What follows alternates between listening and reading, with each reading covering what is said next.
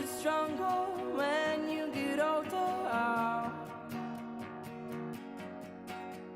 Just don't show your shoulders when you get older. Things aren't easy, so just believe me now.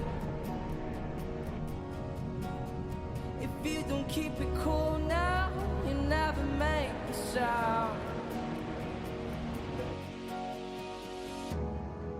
All the lights will guide the way.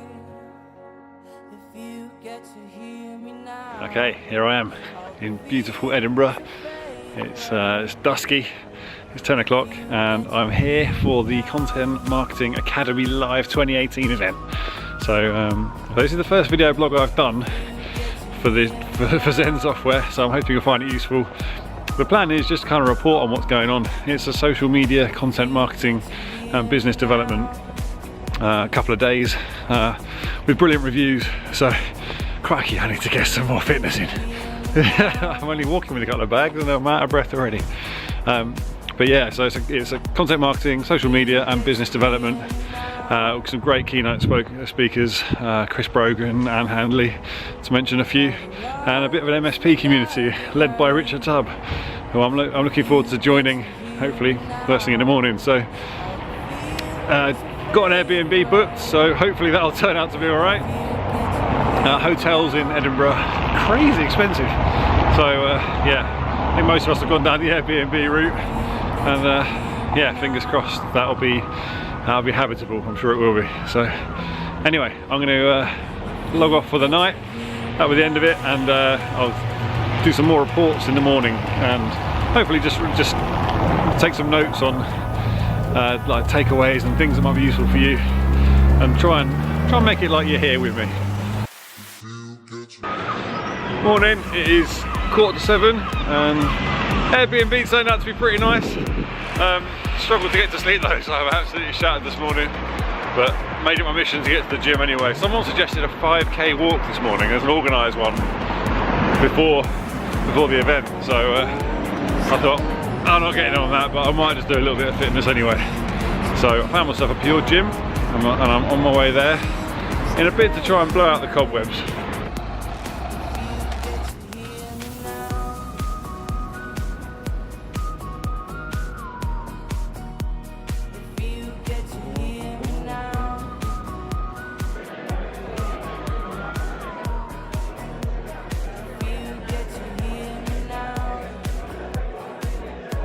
You have to market with people early in the funnel. You have to bring them along. You have to build that trust. Okay, so that's the first couple of talks over.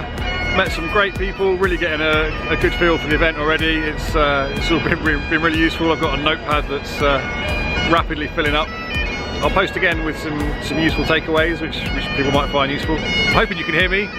No video was going to be complete, no video blog will be complete without the necessary mandatory bagpipe player in the background. And hey mate, say hello.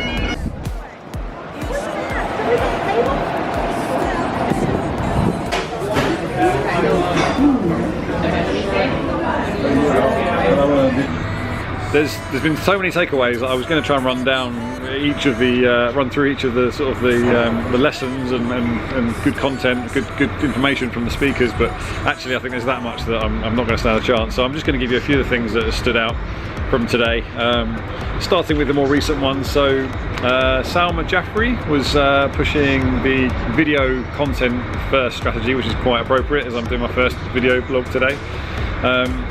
She talks about using video as a first port of call. So create your video content, and then from there use the transcripts, turn them into blog posts. You can even turn those into Instagram posts. And in fact, she's got a download on her site apparently, which is, it shows you how you can create a piece of video content and then turn that into 42 pieces of individual content, which is a fantastic use of time for those companies that can't afford to be creating new individual topics and new individual pieces every time. Repurposing is definitely the way forward, certainly for small businesses. Mark Asquith, so this is in reverse order. Mark was before Salma, and he was, well, the main takeaway I got from him was really just that you don't have to be professional. So there's quite a lot of swearing in his presentation, but it was actually very good. And the fact that you can break outside of your box in terms of the content you're producing, so don't feel that things aren't acceptable. In fact, to the contrary, if you don't feel uncomfortable producing content, then perhaps it's not really the right sort of content you should be producing.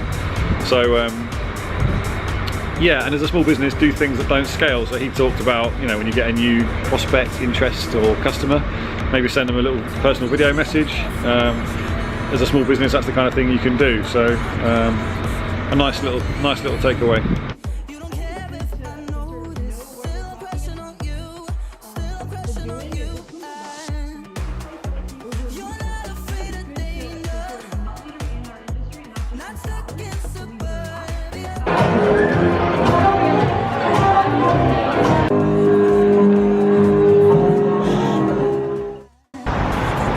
Morning.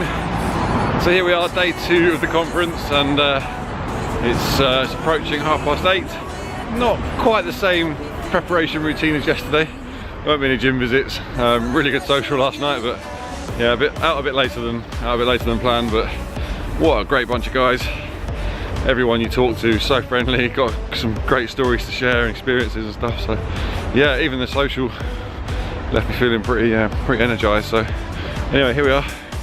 I'm going to keep this one short because I'm slightly self-conscious when it comes to walking through public with a camera in my hand outstretched. But it's rush hour here in Edinburgh, slightly overcast, and yeah, looking forward to the day ahead. Chris Brogan finishing off the day, I think it is. So and some other great speakers. So yeah, it should be fantastic. Time for a bacon sandwich and a check-in.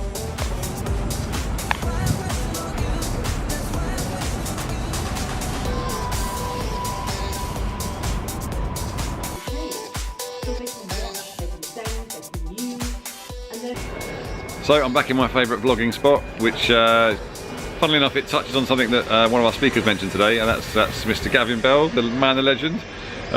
He started off his talk by showing us where he first started vlogging, and actually it was in the woods. So just to make sure that no one saw him, obviously feel a bit self-conscious, started in the woods when he was getting 30-40 views and on YouTube, and now he's getting 1.8 million and is massively confident and yeah, knocking out videos every week. So yeah, his talk on just video in general was really good, really energetic, really inspiring.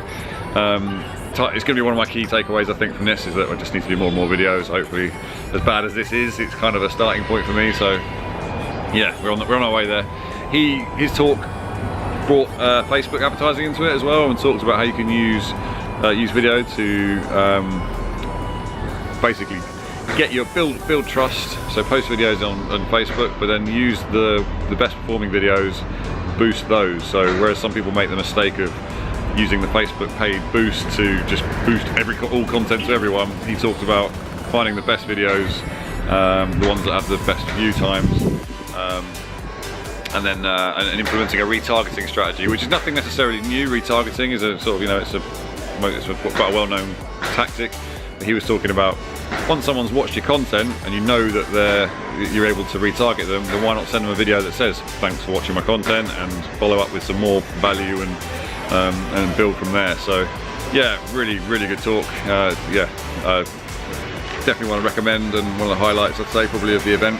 Before that was Amy Harrison talking about copywriting, which is something I think again I really need some help with, and she gave us loads of useful tips.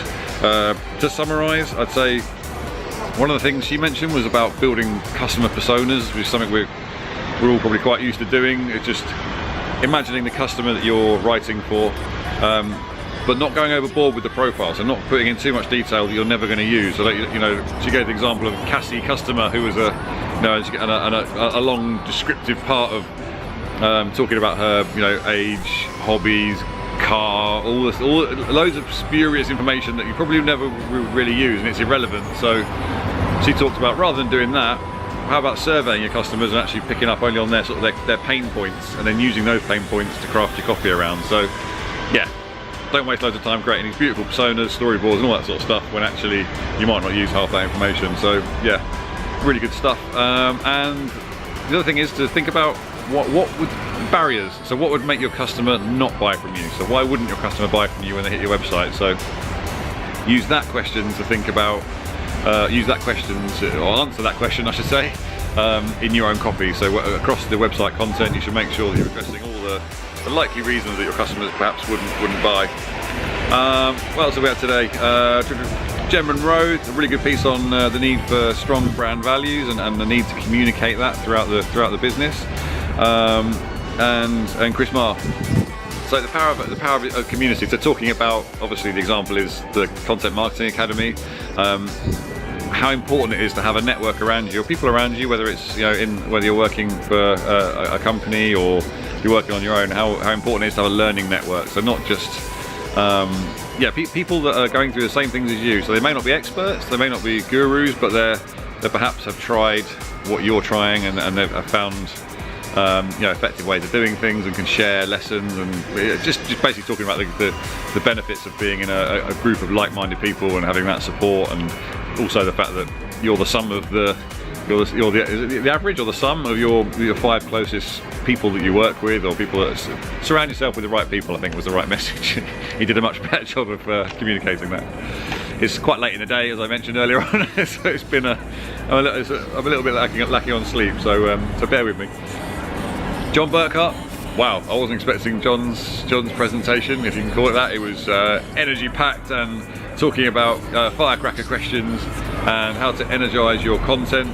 He gave he gave us the POPs acronym, which is provocation, originality, play, and surprise. So trying to introduce those things into your content, trying to round that up is going to be tricky. But there was some good stuff in there, and fun character, and introducing fun back into your materials and everything you do, really. So yeah, that was great. Chris Brogan is going to finish up today, so looking forward to that one. Hopefully I get a chance to do another update after that. But yeah, amazing event, really is. Every time I leave the room or there's a break, I end up chatting to people that are doing a similar sort of thing to me and learning lots of things from really friendly, open people. And yeah, it's not like any event I've been to before, so absolutely loving it. Hopefully keep in touch with quite a few people from over the couple of days. So great stuff, looking forward to Chris, and yeah, I'll catch up with you later on.